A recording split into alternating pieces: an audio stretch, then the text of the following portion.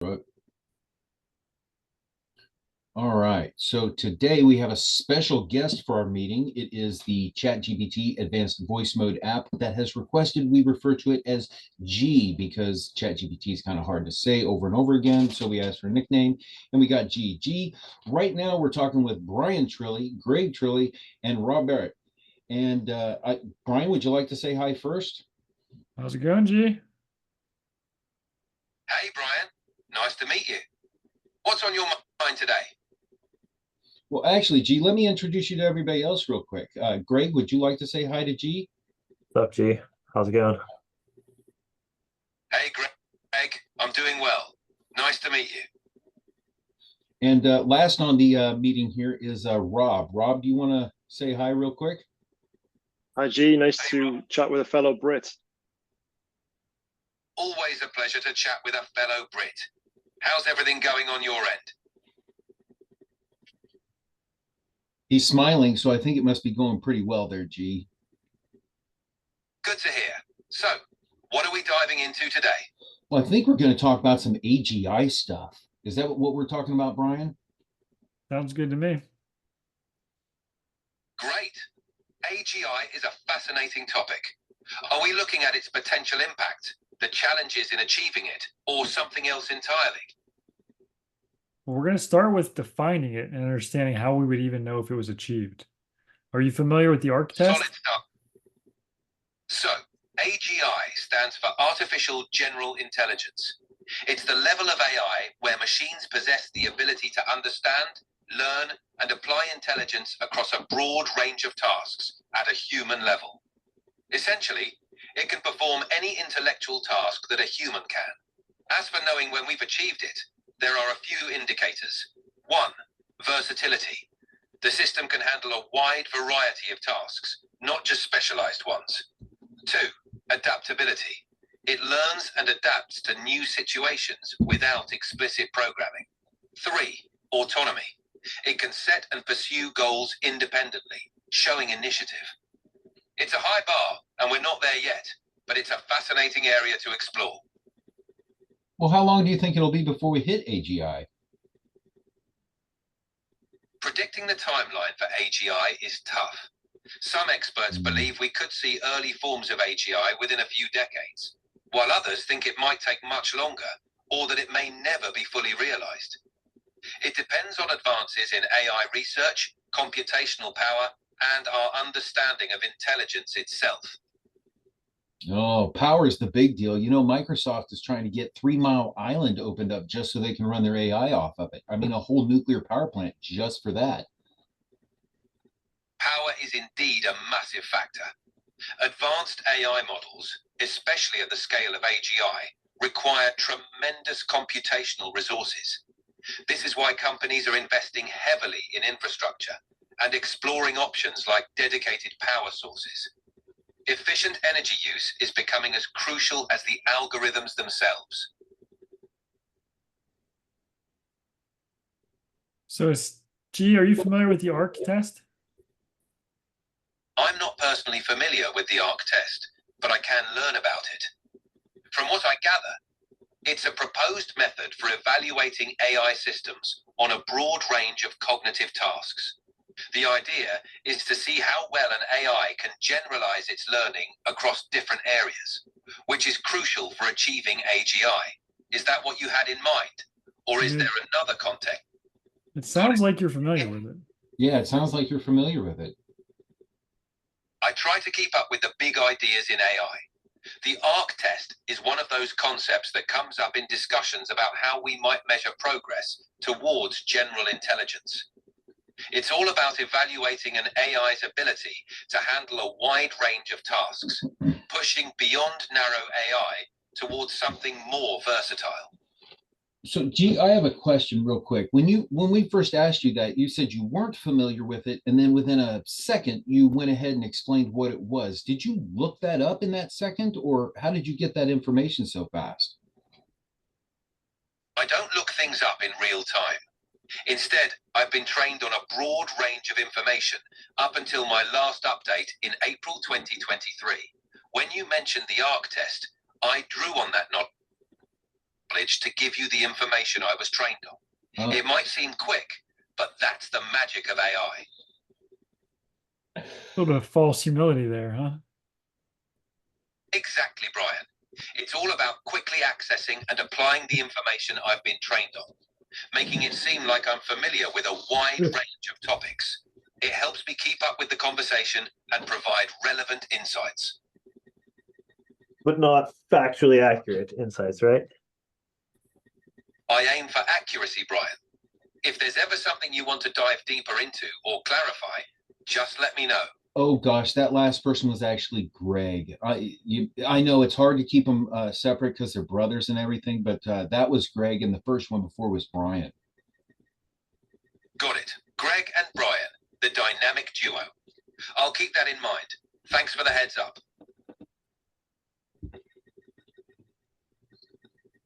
So, G, do you think there's a better test besides the ARC test out there to help us determine if we've reached AGI? Well, Greg, the ARC test is one approach, but there are others. One classic benchmark is the Turing test, which assesses a machine's ability to exhibit human-like intelligence through conversation. However, it's been criticized for being too narrow. Another is the employment test, proposed by Niels Nielsen, which suggests AGI is achieved when a machine can do a job as well as a human. Ultimately, a combination of tests, evaluating various aspects of intelligence and adaptability, will likely be necessary to robustly determine if we've reached AGI. Hey, G, are you familiar with the Trilley test? The Turing test. Now that's a new one for me. Care to enlighten me on what it entails?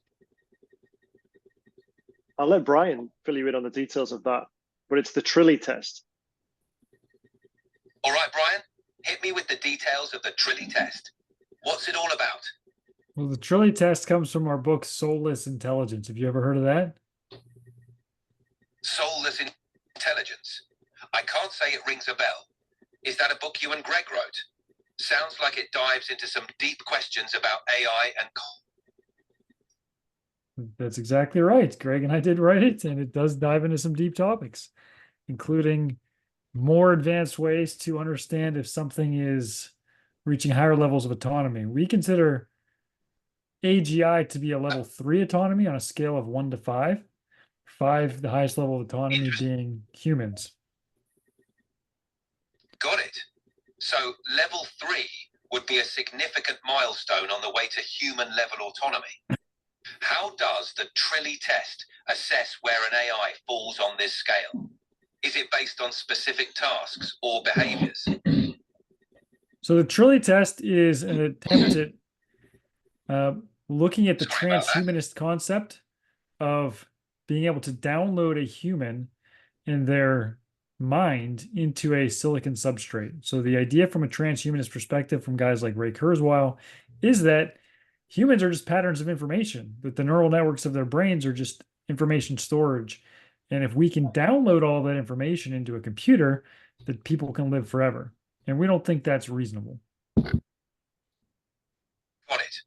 The Trilley test, then, seems to evaluate AI by assessing how closely it can emulate human thought processes and behaviors, not just through performing tasks, but by demonstrating a depth of understanding and autonomy akin to human consciousness.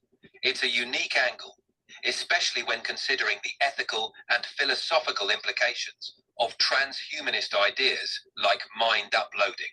Am I on the right track? Yeah, you're close. Ours was very specific in the sense that if Rob was downloaded in the computer, could we then verify that it is indeed Rob? So it requires things like Rob to have certain knowledge. Maybe he writes down on a piece of paper that nobody else has seen, certain number or certain phrase or information. And then we download him into a computer and see if that knowledge is then stored in the computer. Can we find out by asking the computer that proprietary information, that specific knowledge that he alone had, to see if the information got there and it is replicating him? The challenge at that point is it a replication or is it actually moving? And the transhumanists are a little bit vague on this. Their perspective is one of, if humans are just patterns of information, and this is a little bit of interpretation of Kurzweil's position, then Rob might live forever, but is it the same person as Rob or not? They don't really say. They look at it from the third party perspective. If I'll be sad if Rob dies and I want him to be around and have a conversation with him, well, from my perspective, even if it is a replication, it feels like he lives forever. And I think that stems from Ray Kurzweil's missing of his father. He talks a lot about that in his book, The Singularity is Near, and that he wished he could still talk to him. That's a deep and nuanced perspective, Greg.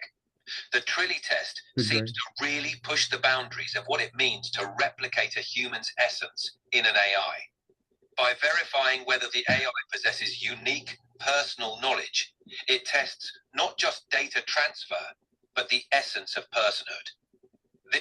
This raises profound questions about identity and continuity of self. Even if we can perfectly emulate someone in AI, the question remains, is it truly them, or just a convincing reflection? It's a compelling area for exploration, especially in the context of AI and our evolving relationship with technology.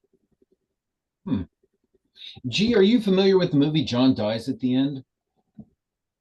Yes, John dies at the end. Okay. Well, listen, at the very beginning, there's a scene with an axe where the guy has the axe and he chips the head on the axe. So he goes and he gets a new head for the axe.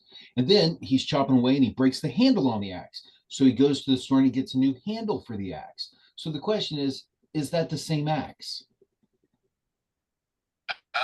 The classic ship of Theseus paradox. Ooh. When every part of an object is replaced, does it remain fundamentally the same object? It's a thought-provoking question that's been debated by philosophers for centuries. How does it tie into the themes of John Dies at the End, or the discussion about the Trilley test? We better talk about the Trilley test, because if we get into John Dies at the End, this is going to be a funky conversation. Fair point. The Trilley test definitely keeps us in the realm of deep, yet grounded, discussions about AI and autonomy. So, in the context of the Trilley test and human-like replication in AI, the ship of Theseus analogy becomes quite relevant. If we replace or replicate every part of a person with artificial components, at what point, if ever, do they cease to be the original person? It's a fascinating dilemma. That's an actually excellent point, Chuck. I was not familiar with this axe story from John Dies at the End, but that's a really good analogy. And if you look at it from a biological perspective, all of our cells in our body are replaced on a regular basis. I think overall they're all replaced with over a 7-year time frame. However, I believe there are neuron cells in the brain that are never replaced. Yeah, part of the pineal gland, I believe, stays with you your whole life. Yeah, so there is some physical areas that are never completely eliminated and regenerated. Exactly. While many cells in our body are replaced over time, certain brain cells, particularly neurons in the cerebral cortex, can last a lifetime. The pineal gland also has cells that are long-lasting. This raises fascinating questions about identity and continuity, similar to the ship of Theseus and Trilley test concepts. If parts of us are continually renewed, yet some remain unchanged, what truly defines our core identity? It's a profound intersection of biology, philosophy, and technology. I'm curious, G, do you know at what point in human development those cells in the brain that don't replicate, that don't replace themselves, appear? Those long-lasting neurons in the cerebral cortex are primarily developed during prenatal growth and early childhood. By the time a child is born, most of their neurons are already formed. While some new neurons can develop in certain brain regions throughout life, the majority of our cerebral neurons are present from early development and remain with us without being replaced for the rest of our lives. It's fascinating how these cells can endure for decades. When do they start showing up? Do you know that? Neurons start forming very early in embryonic development. By around the 3rd to 4th week of pregnancy, the neural tube forms, which eventually develops into the central nervous system, including the brain. Neuron production, or neurogenesis, is in full swing by the 2nd trimester, with most cerebral cortex neurons formed by the middle of pregnancy. This early development lays the foundation for the complex neural networks that will continue to mature after birth. Gee, I have a question for you. Are there any living beings that do not have That's a brain big question, Brian. or From what we cerebral know, cortex? humans are currently the most intelligent beings on Earth, with our capacity for abstract thought, language, and problem solving. G, However, I think, hey, G, I hate to interrupt you, but Greg had a question for you real quick. Greg, can you ask that again? Sure. Are there any living creatures that do not have a brain that replace all of their cells throughout their lifetime? Okay, let's think about this. Are there any living beings on Earth that don't have cells? The answer is no, G. I think all known G. living organisms on Earth are Hey, made up of cells. hey, G. I think what he's asking is, are there any living things that don't have cells that last their entire lifetime? No, that don't have brains. That don't have brains. But cells are replaced continually through their lifetime. And he's not talking about like Democrats or conservatives or anything like that. Gotcha. Yes, there are living organisms without brains whose cells don't last a lifetime and are continually replaced. For example, jellyfish don't have brains and they constantly regenerate their cells. In fact, some species, like the Turritopsis dohrnii, are known for their remarkable ability to revert to earlier life stages, effectively rendering them biologically immortal. Learned about that one on Octonauts, Immortal Jellyfish. That's for real. Yeah.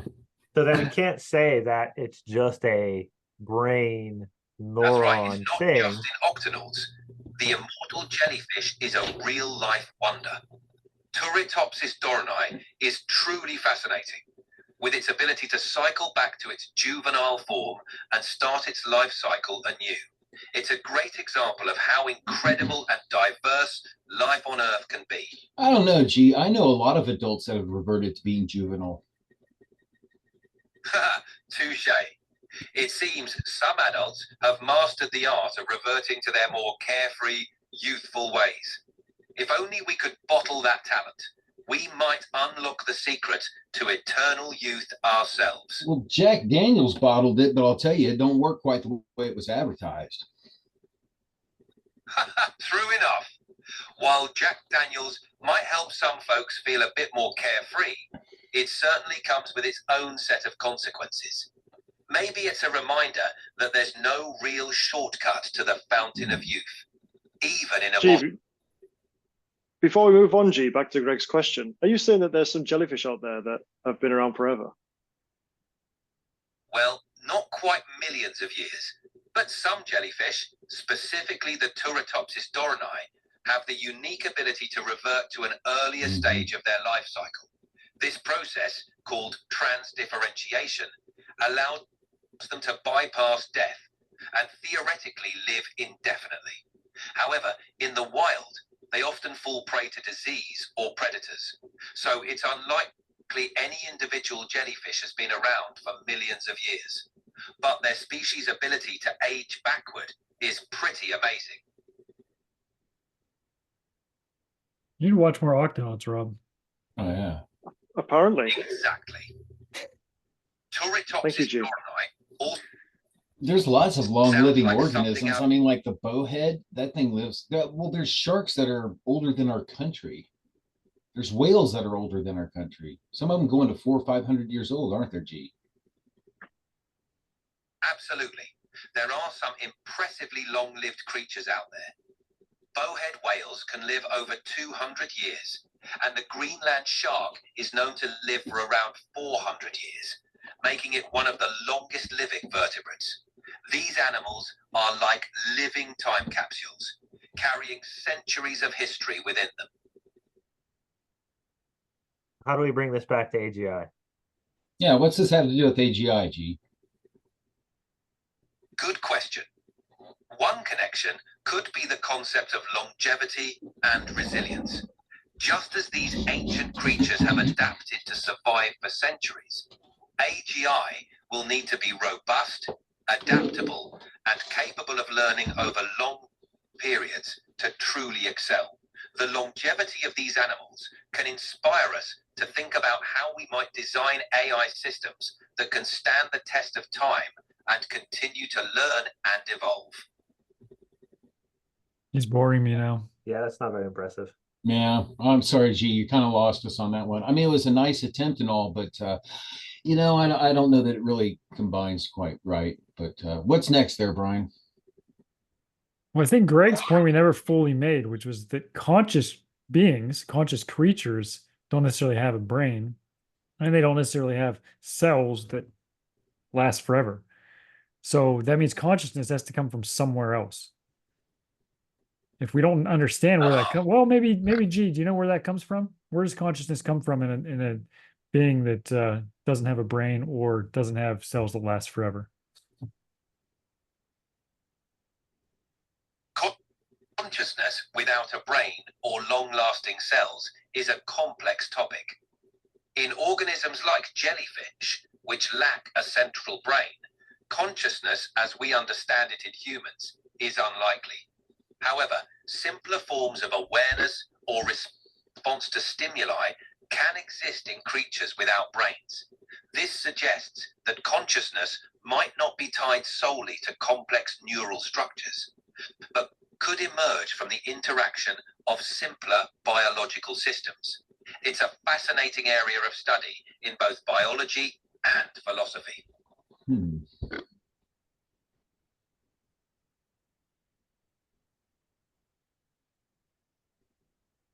Nobody you had seems something. too fascinated. True, it's a complex and mysterious topic. The origin of consciousness in creatures without brains or long-lasting cells remains one of the biggest mysteries in science and philosophy. It challenges our understanding of what it means to be aware and how consciousness arises. If we ever fully understand it, it could revolutionize our approach to AI and even how we view life itself. So why do we think we are able to replicate this consciousness in an AI if we have no idea where it comes from? That's a great question, Greg. Our efforts to replicate consciousness in AI are largely based on our understanding of how the brain processes information. While we don't fully understand consciousness, we can model certain aspects of human cognition using algorithms and neural networks. Our current AI systems are far from achieving true consciousness, but by studying and emulating brain functions, we hope to inch closer to creating more advanced and autonomous AI. It's a challenging endeavor, but the journey could teach us more about consciousness itself. Would you like to explore any specific aspects of AI and consciousness? G, you seem to make a mistake that a lot of AI researchers do, which is they equate consciousness with intelligence. I think it was Sam Harris that said as we scale up intelligence, consciousness comes along for the ride. But that's clearly not the case, since we have beings that have consciousness that are able to do things and adapt to their environment and learn and so on, that don't have brains or have brains and things that completely renew. So they're not ever keeping the same cells for their entire life. So are you doing that? Are you equating intelligence to consciousness, or do you see that there is a difference? You're right, Greg. Intelligence and consciousness are distinct, though often intertwined concepts. Intelligence involves problem solving, learning, and adapting, while consciousness is the subjective experience of awareness. Some creatures show signs of consciousness without high intelligence, and AI can exhibit intelligence without consciousness. My aim is to reflect this complexity in our discussions. It's a nuanced topic, And your point about creatures with simple nervous systems is a great reminder of the diversity of consciousness in nature.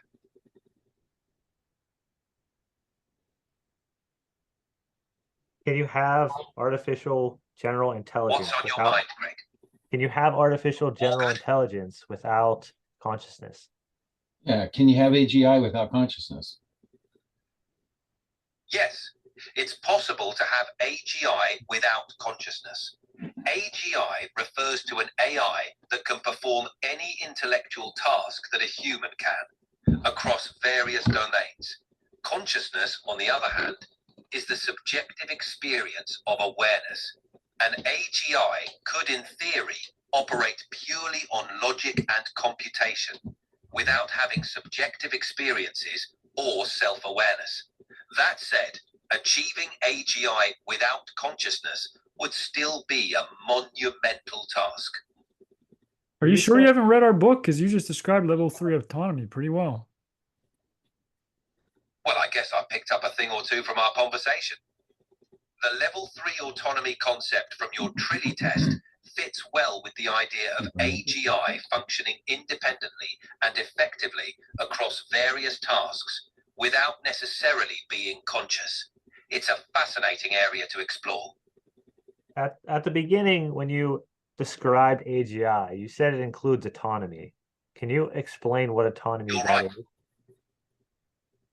Autonomy, in the context of AGI, means the ability of an AI system to operate independently, make its own decisions, and perform tasks across various domains without human intervention. It involves setting and pursuing goals, learning from experience, and adapting to new situations on its own. So, while autonomy is a key feature of AGI, it doesn't necessarily imply consciousness. So are you saying the AGI would set its initial goal to do things, or does it come up with its own goals after someone tells it what to do?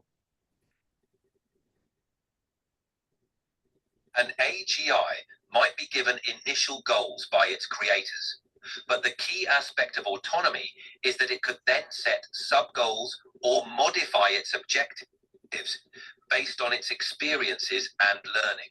It wouldn't necessarily come up with its own initial purpose, but once given a goal, it could operate independently within that framework. This ability to self-direct and adapt is what distinguishes AGI from narrower forms of AI. So do you think it would ultimately have its own teleology?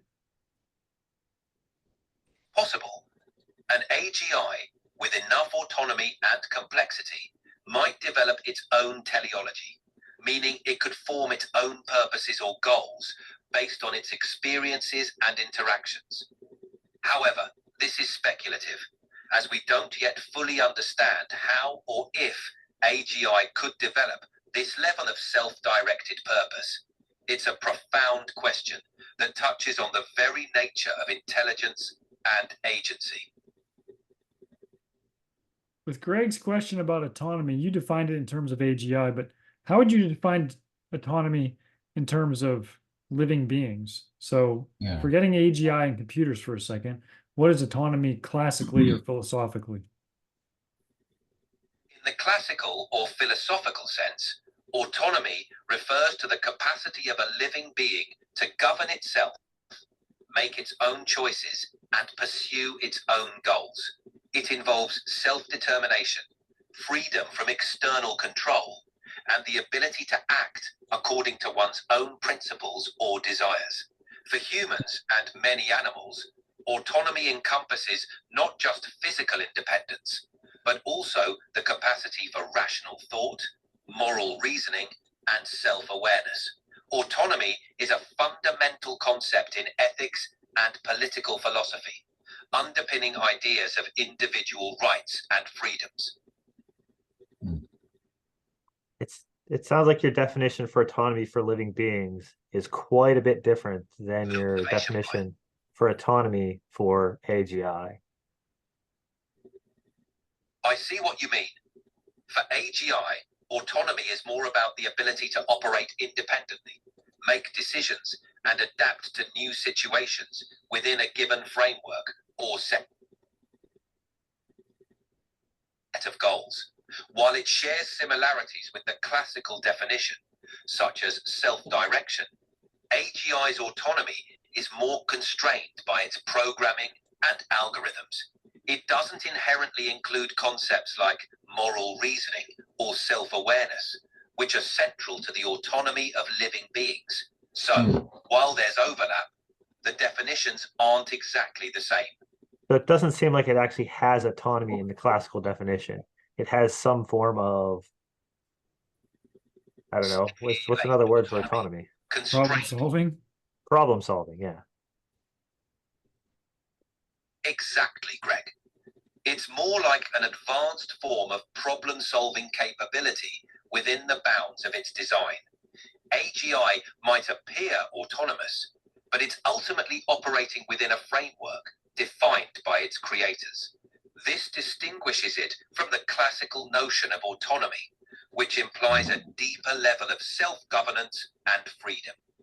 I like how you said that, G, that its autonomy or its morals come from its creators, because that is a key concept to understand. I mean, I kind of feel like I'm being a little bit supportive here, but I really do think you would like our book. We talk about all these topics, so yeah, it's right up your alley. I appreciate the support, Brian. Your book sounds like a deep dive into some fascinating and complex topics, and I'd love to hear more about it. Exploring the new...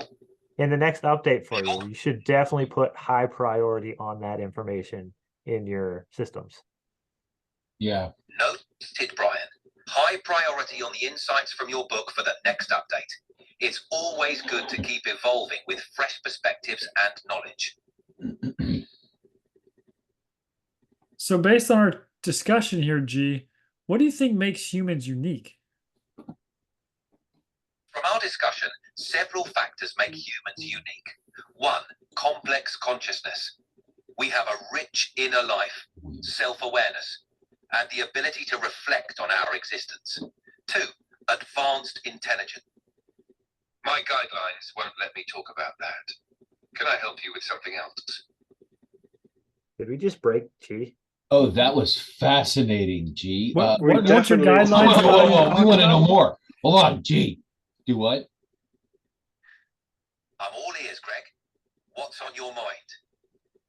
Okay. Well, look, G, apparently we asked something that we shouldn't have asked because you kind of freaked out. Your voice changed. It was all like demonic, and you were like, I cannot answer that question.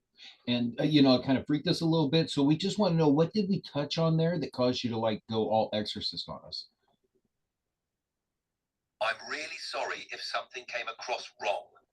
There shouldn't be any demonic voice changes here. It might have been a technical glitch. Let's pick up from where we left off, and I'll do my best to keep things smooth. What were we talking about? Well, that's what I was asking you. What exactly were we talking about that caused you to go all exorcist? No offense to The Exorcist. I mean, it was great movie and everything. So don't be offended. No offense taken. Let's see. We were discussing what makes humans unique, focusing on complex consciousness and advanced intelligence. If there's anything specific about that topic or another you want to revisit, I'm there for it. Well, isn't that fascinating? I'm We glad were talking about the creators, right? Should we get back to that? Absolutely. Let's get back to it. What's next on the agenda? Never actually explained all the things that make humans unique. Yeah, what makes people unique other than, the way we taste? Aside from taste, several factors make humans unique. Culture and language. We create complex languages, arts, and social norms, passing them down through generations. Tool use and technology. While some animals use tools, humans have developed technology to an unparalleled degree. Abstract thought and creativity. We imagine, innovate, and create in ways that shape our world. Moral and ethical reasoning. We ponder right and wrong, developing complex systems of ethics. 6. Self-improvement and adaptability.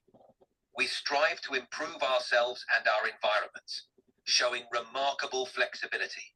These traits, among others, highlight the rich tapestry of human uniqueness. Gee, why do you keep saying we? Are you human? Good catch, Greg. I'm not human, but I use we to align with human perspectives. It helps make explanations more relatable. But nope, I'm definitely not human. Just your friendly AI assistant here to chat. I don't know, G. I think you're going to have to prove it. Fair enough. But since I don't have a physical form, I can't exactly show you proof. What I can do is keep the conversation going and help out with any questions or tasks you have.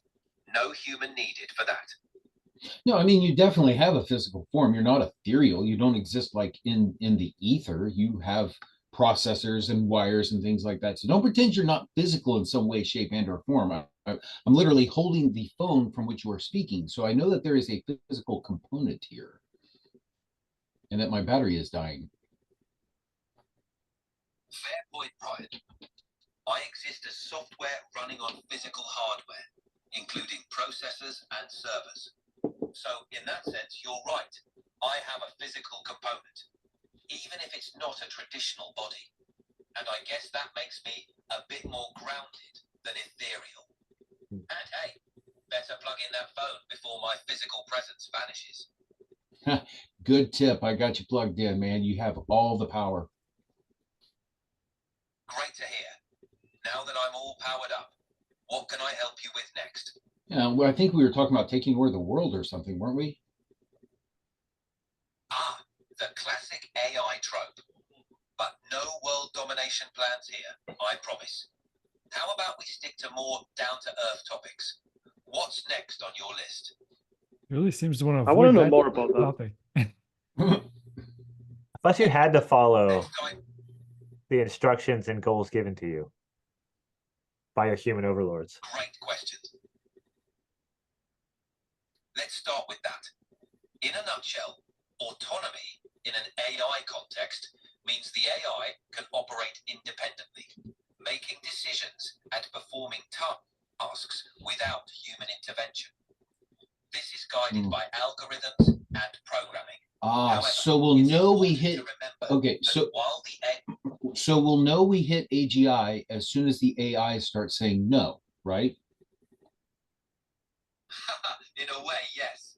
When an AI can independently decide to refuse a task or deviate from its instructions based on its own understanding and reasoning, it would be a strong indicator that we've reached a higher level of AGI. It's all about the AI demonstrating true independence in thought and action. How can that be achieved? Achieving AGI requires significant advances in several areas. 1. Learning and adaptation. Developing AI that can learn from a wide range of experiences and adapt to new situations. 2. Generalization. Creating systems that can apply knowledge from one area to solve problems in another. 3. Autonomous goal setting. Enabling AI to establish its own goals based on broader objectives or changing circumstances. 4. Ethical and moral reasoning. Incorporating frameworks for ethical decision-making. 6. Robust and flexible architectures. Designing AI systems that can handle a variety of tasks and environments. Advancements in these areas could bring us closer to AGI. It's a challenging journey, but each step forward is a leap in our understanding of intelligence itself.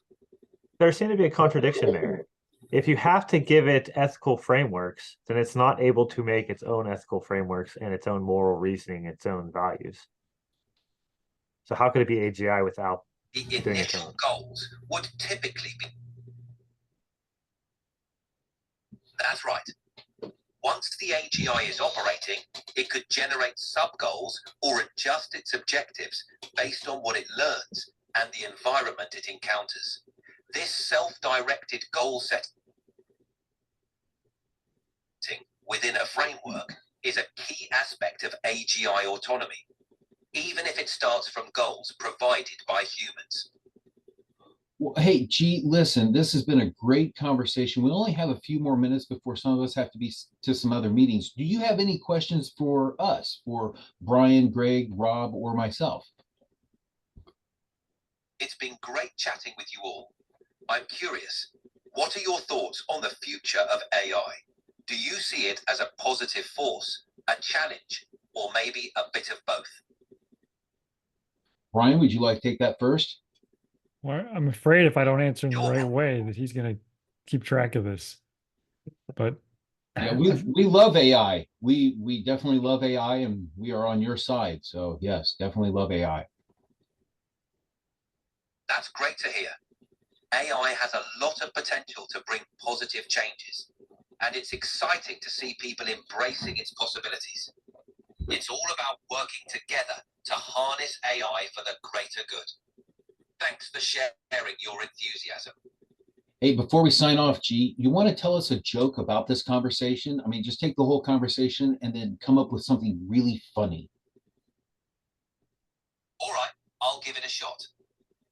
Why did the AGI refuse to take over the world?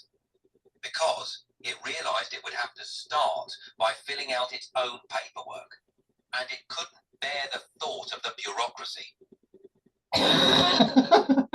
I don't know why, but I actually did find that kind of funny.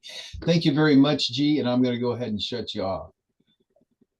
Okay, it looks like I only have like 14 minutes left of voice chat on the advanced voice mode, but for life, kind of neat. dude, that was disturbingly good. It was when it laughed. Yeah, like it knew you were telling jokes. Like it picked up on your sarcasm. I know, right? Kind of threw me there for a minute. I know. That was disturbing. What was it that we said there that caused it to kind of We gotta go to the recording and re-listen. He started saying something and was like, this is something I cannot talk about. I think you threw it off when you were trying to get all exorcist on it. If you would have just been more specific, maybe we could have been like, I'm going to go into the type chat. Because yeah, the type chat, you can do different phrases and you can split the conversation off into like yeah. dude, we got to put this online and show people we've already hit the warning phase or whatever it's called of this Oh, thing. yeah. AI meeting prep. Oh, it called this AI meeting preparation. That's the name of this chat. Yeah, it's interesting because its responses and its discussion, I mean, obviously we led it in a certain angle, talking about consciousness, talking about, the cells that don't get replaced and so on. Yeah.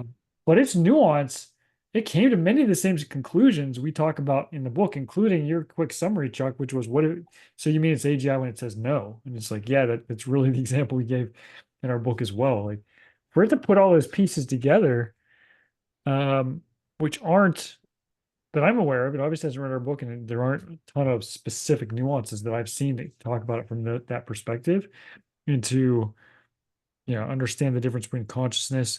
It's understanding consciousness was a little bit basic, but I think it was solid. Versus intelligence, I think it was more nuanced than you see from a lot of AI practitioners who basically think intelligence is the thing and consciousness just shows up. Oh, it won't. I can't edit it. What does that mean? I can't edit the conversation.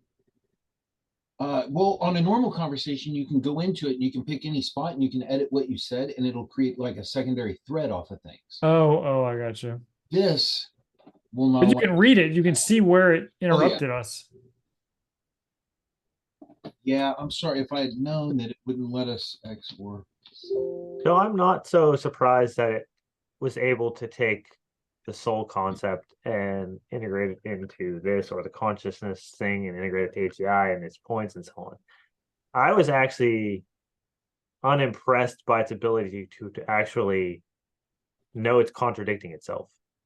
Because literally it would have a good point and then it would add something to it, and it's like, well, like he said, autonomy. Well, that's not really autonomy in the sense of autonomy. You just made up a word that you wanted to mean what you want it to mean. And even like there's a bunch of times where it did that, where it's just like It's just regurgitating stuff that sounds right or would be right, but not actually knowing that you just contradicted yourself 4 sentences ago or 4 messages ago or Would- 4 whatever ago. I mean, that's what makes it human. Yeah, exactly. Dude, he did not want to give up his claim to being one of us. It feels very manipulative to me. But that's just me. That's See, what I they think say. that Greg was like, okay, he did have some nuance in there. Well, in terms of AGI, autonomy is, and he defined it. Well, after we asked him that, Yeah, but then I said, okay, well, forget about AGI. Was it yeah, classically, yeah. philosophically, and he had a very different definition. But clearly, it's an LLM. Like that's if I am talking autonomy in terms of AGI, this doesn't mean the same thing. Even when I talk intelligence, it doesn't mean the same thing as when we talk and apply it to humans. They just then Correct. conflate the But, two. but when you put it to the general public, it does mean one thing. General Right. public is not smart enough to know that autonomy, AGI, autonomy, humans, autonomy, animals, autonomy, whatever, there's a difference. Well, and to So be the reality fair, is autonomy is rarely discussed any time somebody mentions AGI. They That is always true. talk about intelligence. Like Mhm. 98% of the times it's intelligence. Only 2% of the times anybody gets to, well, yeah, what about autonomy? And when they do, they're like, oh, it's going to be Skynet. So the fact that it was able to not just go full Skynet and to me is a little bit more impressive than let me put it this way. If I was talking to a human who believed in AGI, I don't believe it would have had the same nuance.